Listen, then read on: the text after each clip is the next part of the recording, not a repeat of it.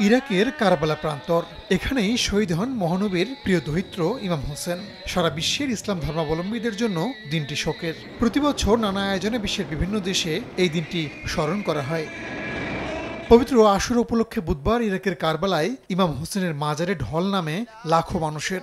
এ সময় আবেগাপ্লুত হয়ে পড়েন অনেকে। প্রচণ্ড দাবদাহ উপেক্ষা করেই জড়ো হন শিয়া মুসলমানরা।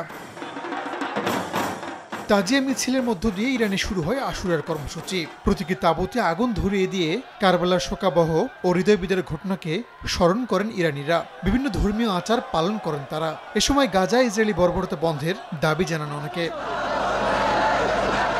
নানা আয়োজনে পবিত্র আশুরা পালিত হয় ইয়েমেনেও।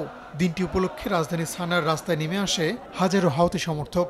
গাজায় হামলার প্রতিবাদে যুক্তরাষ্ট্র ইসরায়েল বিরোধী স্লোগান দেন ইরান সমর্থিত গোষ্ঠীটির সদস্যরা।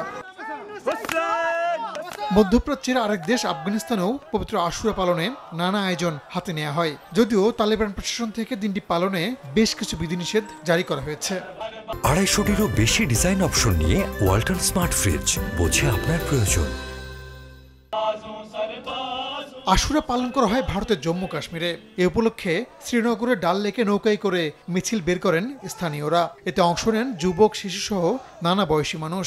তাজিয়া মিছিল থেকে ফিলিস্তিনদের পাশে থাকার ঘোষণা দেওয়া হয়। फलस्तीन का फ्लैग नहीं है, ये पूरे मजलूम कौम का फ्लैग है। इस वक्त पूरे मुस्लिम उम्मत का फ्लैग है, जिनको बेरहमी से मारा जाता है। और हमारे कुछ हुक्मरान हैं मुसलमान जो छुप बैठ गए, आवाज़ नहीं उठा रहे हैं। तो हम यहाँ से फलस्तीन के मुजाहिदों को और वहाँ के लोगों को मैसेज देना चाहते हैं कि हम आप लोगों के साथ हैं। এছাড়াও আশুরা পালন করা হয়েছে পাকিস্তান, বাহরাইন, সৌদি আরব সহ বিশ্বের বিভিন্ন দেশে।